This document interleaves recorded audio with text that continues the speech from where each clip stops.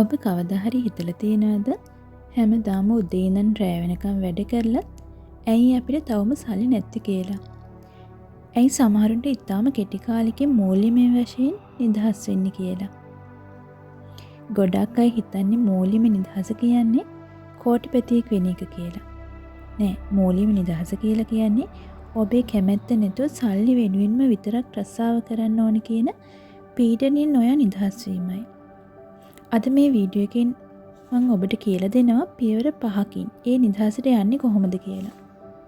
පළවෙනි පියවර තමයි ඔබේ වියදම් පාලනය. ඒ කියන්නේ ඔයාගේ සල්ලි යන්නේ කොහටද කියලා දැනගන්න එක. ගොඩක් අයට මාසේ අන්තිමට සල්ලි නැහැ. හැබැයි සල්ලි වලට මොකද උනේ කියලා දන්නෙත් නැහැ. ඉතින් ඔයා මේ වෙනුවෙන් අනුගමනය කරන්න ඕනේ රීතියක් ලෝකෙම පිළිගත් රීතිය තමයි 50 30 20 කියන රීතිය. ඒ කියන්නේ 150ක් ඔයාගේ අත්‍යවශ්‍ය දේවල් වලට, ඒ කියන්නේ කෑම බීම බිල්පත් වගේ දේවල් වලට. ඊළඟ 130 ඔබේ ආසාවන්ට, ඔබ ආසා කරන දේවල් මිලදී ගන්න 130. ඊටු 120 අනිවාර්යෙන් ඉතිරි ඉතිරි කිරීමට හෝ ආයෝජනයට.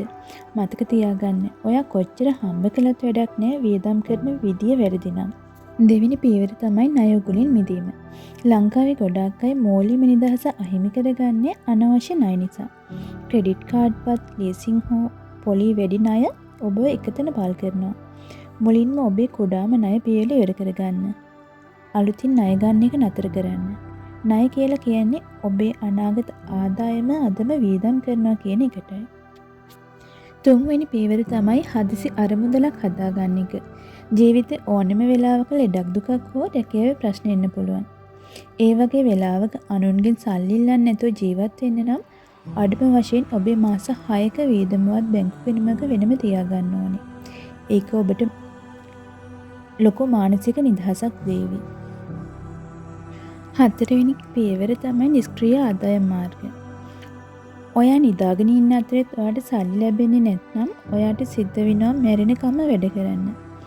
ඒ නිසා එක ආදායම් මාර්ගයකට සීමා වෙන්නේ නැතිව ඔයාට පුළුවන් කොටස් වලින් ආයෝජනය කරන්න, අමතර ව්‍යාපාරයක් පටන් ගන්න.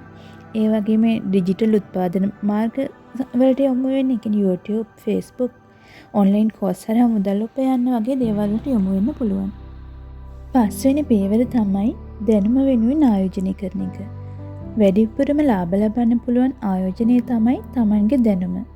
මූල්‍ය සාක්ෂරතාවය ගැන ඉගෙන ගන්න, පොත් කියවන්න, සාර්ථක මිනිසුන්ගේ චරිතාපදාන බලන්න.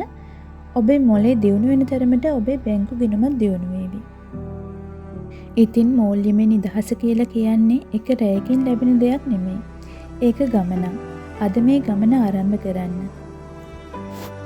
ඉතින් මේ වීඩියෝ එක හොඳයි කියලා හිතෙනවා නම් ඔයාලගේ යාළුවන්ටත් බලන්න මේ වීඩියෝ එක ෂෙයා කරන්න.